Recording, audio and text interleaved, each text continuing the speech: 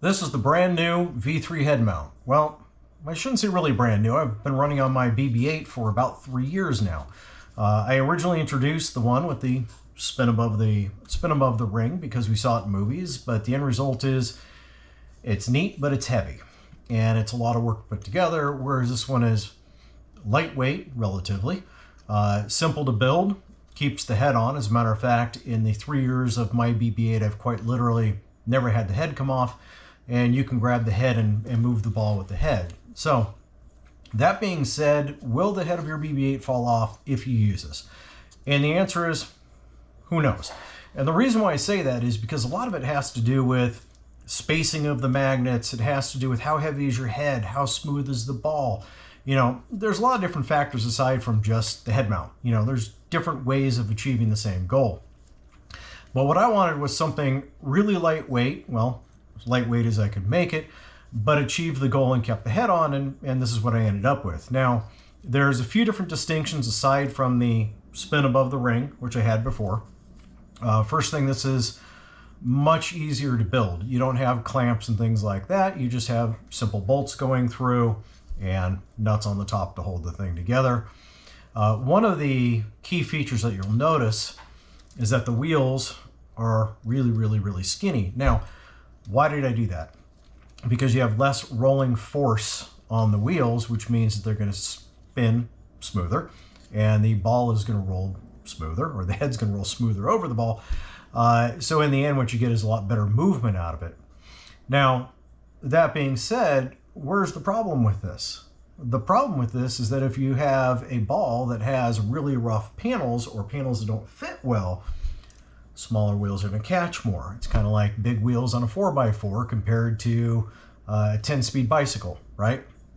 So I would only intend to use this mount if you have a smooth ball. If you have a really rough ball, don't use this. I will be coming out with another version where it has different casters with wider O-rings, which will roll over rough ball better. Rough ball is still going to catch the head. Rough ball is still going to throw the head. That's nature of the beast. So one of the key things to note, though, is these now have ceramic ball bearings in them. So one of the things when your head is rolling on the ball that makes it a smooth rolling head is how smooth do the casters go, or casters roll. So if you have a caster that when you spin it, it turns a couple times and it stops, well, as your BB-8 is rolling along, your head's gonna, do this type of thing because these casters are kind of binding. So one of the nice things about the ceramic bearings is not only do they last a really long time, but when you spin them, they'll sit there and they'll spin for, 8, 10, 12 seconds, depending upon how dirty they are. And what that means is that your BB-8 head is going to roll really smooth. So the other nice thing, like I mentioned, is relatively lightweight. It comes in right at half a pound, almost exactly on the nose. Let's see, there it is. 227 grams, 8.01 ounces. So it's a half a pound head mount. So in the end, by the time you get your entire BB-8 head done, you're probably going to be right around a pound, maybe 1 pound and 1 inch. So I stuck with the normal design that I had with the magnets in the center and the wheels on the outside. And I like keeping the magnets in the center for a couple different reasons. First thing, because when you have the 4 magnets, you get the magnetic poles, which do this and creates a stronger attraction. The other thing is if you have the wheels to the outside and the magnets in the center, if one of the wheels lifts up a tiny bit because it hits a bump, the magnets don't move much, which means they're able to keep their attraction to the magnets on the inside. The farther out that you put the magnets as you lift this wheel, you end up creating a larger gap between your two different magnet structures very quick. So I just think, my personal opinion is this is a better way to go, which is placing the magnets in the center, so I've decided to stick with that. But I'll go ahead and show you in the video how to put this whole thing together, relatively easy. Aside from prepping parts, drilling things out with a 3mm drill to make sure that the holes were the right size, things like that, and waiting for magnets to dry. Aside from things like that, the total build time on this is probably, not counting waiting for glue to dry, 15 minutes. I mean, it's really quick, really easy to adjust the magnets between the ball and the gap. It's just simple. There's just spacers in here. Take out spacers, add spacers as needed. So really easy. Let me know if you have any questions. I will put a complete build log in this video, and at the same time all the parts that you need down below in the description. And if you have any questions, let me know. If you haven't subscribed to my channel, please do, because it helps me out. And otherwise, let me know if you have any questions. I'm going to start by actually assembling the caster wheels. So they're actually pretty simple. I SLA printed these just so I know that they're accurate. And just take the rubber O-ring, and it literally just stretches around like so. Once it's on there, it's not going to come off. And then the bearings, if you printed it right, you should be able to shove it in just a little tiny bit like that, and it shouldn't fall out. But that's just enough so that way you can press it into place like that. You don't want to actually have it so tight that you crush the bearing or deform the bearing, but you also don't want it so loose that, you know, if you do that, it just falls out. But if you have the correct fit, that's all there is to it, is just simply pressing them in. So it's really, really simple. So I'm going to go through and prep all three of these.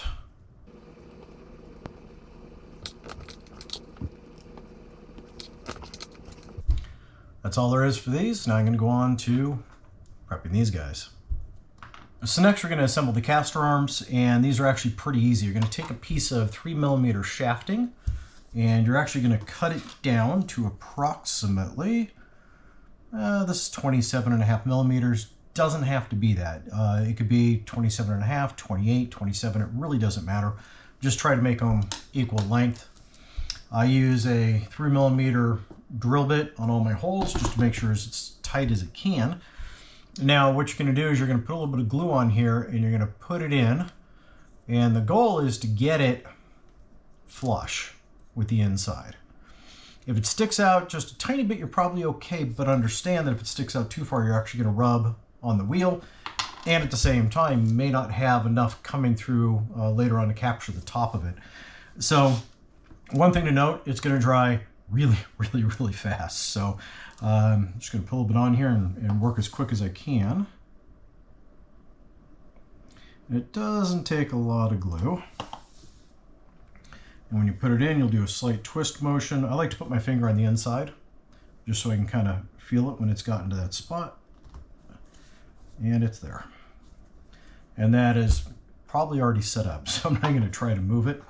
And we'll go on to the next one.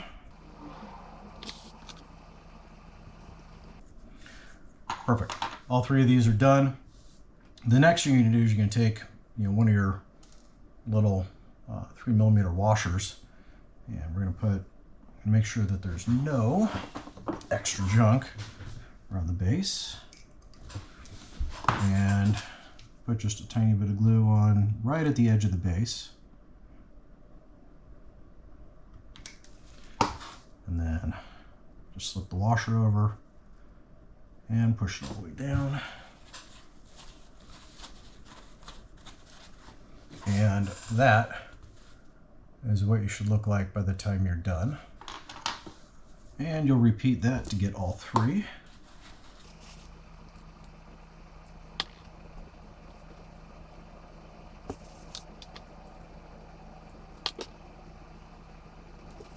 And just like that, all three are done. So next what we're going to do is we're going to go ahead and get these guys assembled. It's actually a pretty easy process. So this is an M3x30 screw, and you just feed it in through one side. Put on a little 3mm washer. Put the wheel in. And feed the screw so it's almost through, but I don't know if you can really see that in the camera. We're leaving the gap up there. So we put another washer in.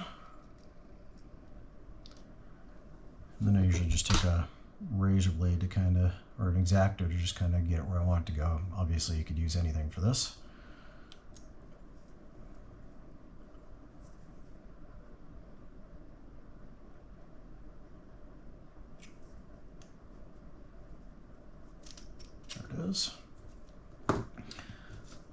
3mm nut.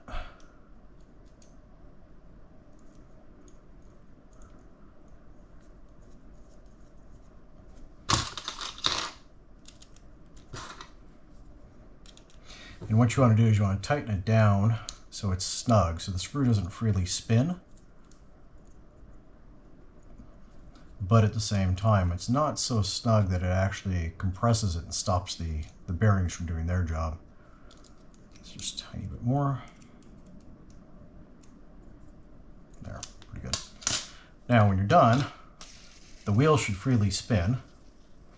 And you'll probably get, I don't know, usually if you're in the neighborhood of 8 seconds worth of spinning, you're pretty darn good. You're going to get really, really used to taking these apart because you're going to end up getting hair and stuff in. So typically, after every single day of driving at a con, I take it apart. That's all there is to it. It's the nature of the beast. But the assembled wheel piece should look something like this.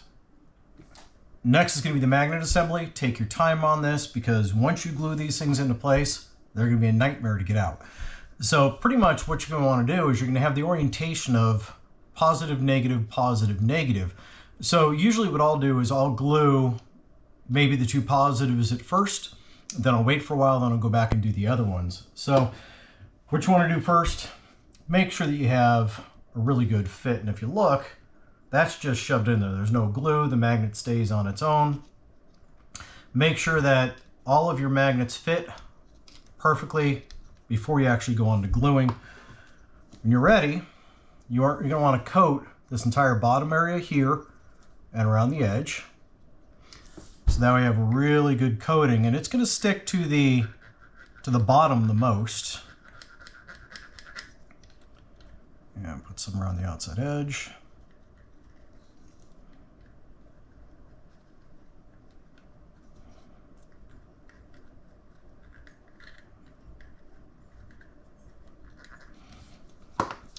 And then you're just going to want to take your magnet and shove it in there until it's flush.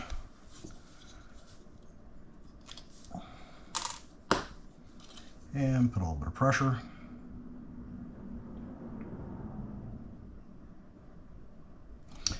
And then go on to the next side.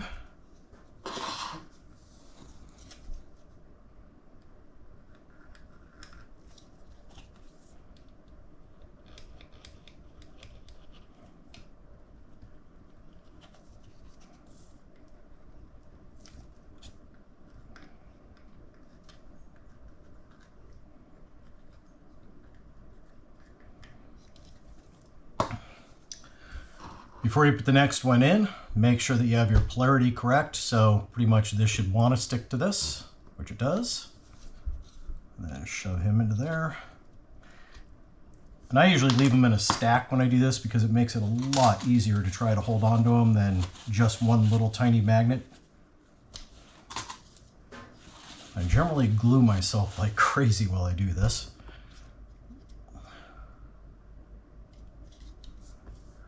And what you'll notice is you end up getting lots of glue coming out the back sides. You're going to want to get all that wiped up. It's not going to hurt anything, but it sure gets all over the place otherwise.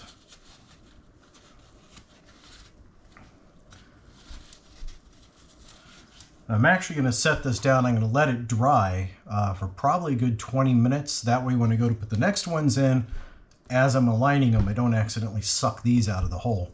So we'll just set this down and wait for a few minutes. So now I've let the first set of magnets dry for quite a while actually. So I'm going to go ahead and put in the second set of magnets, but remember the second set actually has to be put in the opposite polarity of the first one, because what we're trying to do is create a magnetic field that does this, which is what increases it. So what we're going to do is pretty much, you can put your finger in between. It's not going to crush it unless you have some pretty thin fingers, but you should feel it pushing off. If it's actually attracted to it, you're going the wrong way. It should push off, that way it's opposite polarity. So I'm going to just take this and set it this way so I know, and then go through and start gluing the second one.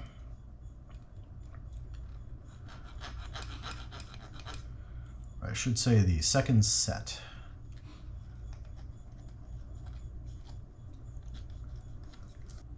So now I've got the glue in here fully. What I'm going to do is I'm going to go ahead and make sure that this pushes away, which it does, and then go ahead and insert it. You'll actually find it'll want to pull itself in to that area. So it pushes away, pulls itself in, put it in, a little bit of a twist to spread the glue, and that one's in place. And we'll go on and do the last one.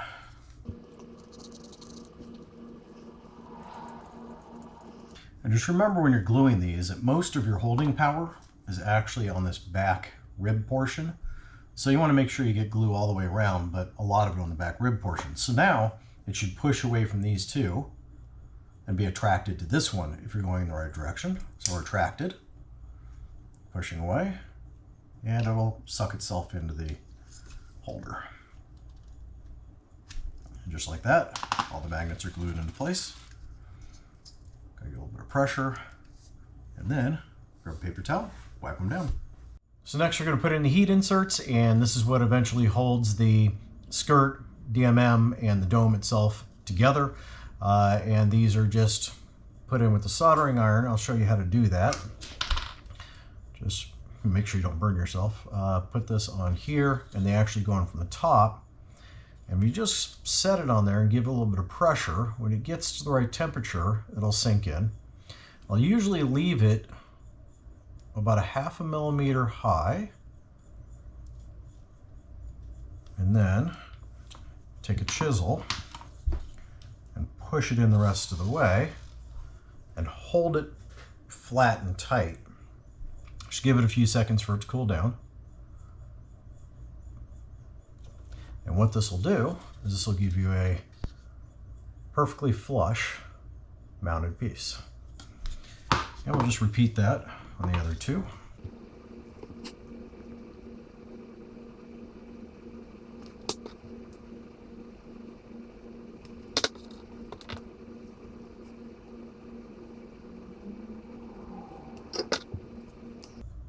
One nice thing about using the chisel to hold it in place is that not only does it push it perfectly flat, but at the same time it helps suck the heat out so it hardens faster.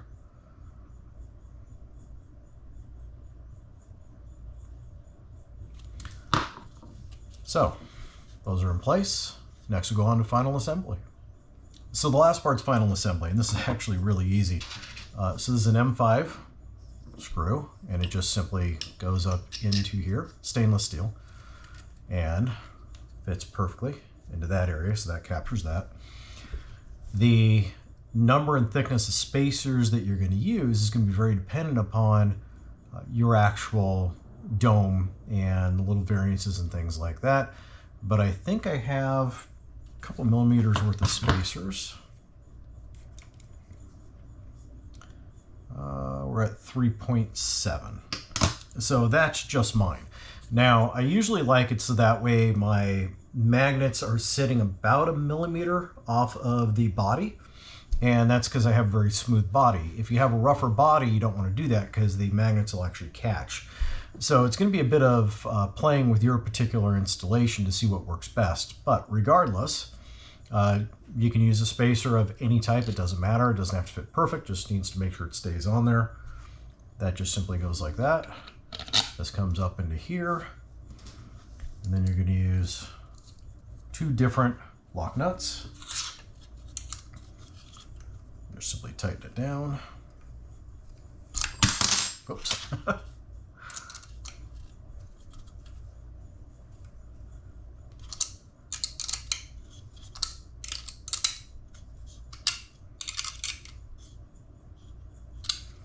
First one will actually hold everything pretty darn steady. You do want to snug it down good though.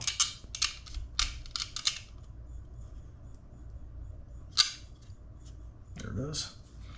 And then the second one will just assure that that one never comes loose.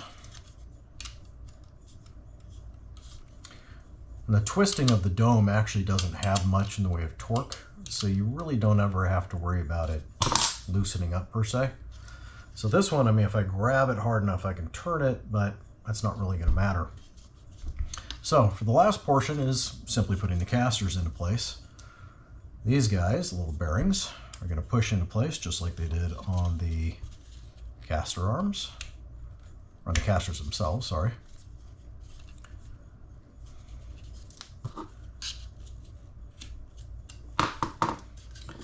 And then these.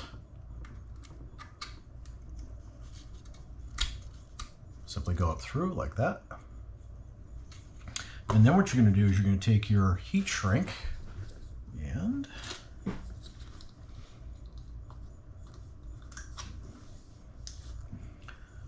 cut a small piece. This is probably 1/2 inch long. Could go shorter. And take a heat gun, lighter, and just simply shrink it down. And this is just to hold the caster in place when you pull the dome off. The nice thing is after it cools down, you can pull it on and off pretty easy. And we will just do the rest.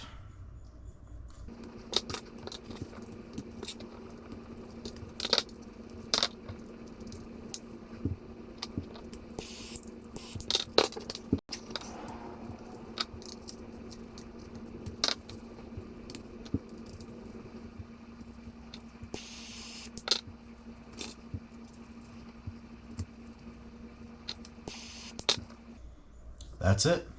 Trim off this a little bit and you're ready to put it into the dome. If you have any questions, let me know. I will put the links to all the different parts down below in the video, and subscribe to my channel. Let me know if you guys have any questions. Bye.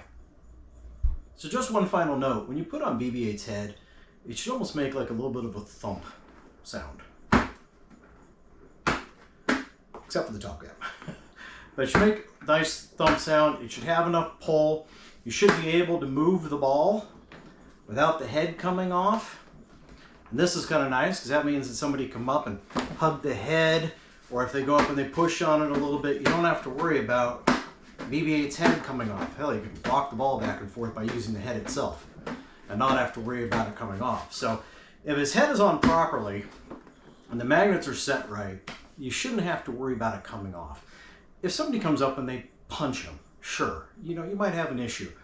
If you're rolling BB-8 along and you hit a door jamb, you might lose the head because you still have momentum going. But average con for people coming up and hugging, or if you have him in the cart, you don't have to worry about his head just flopping off.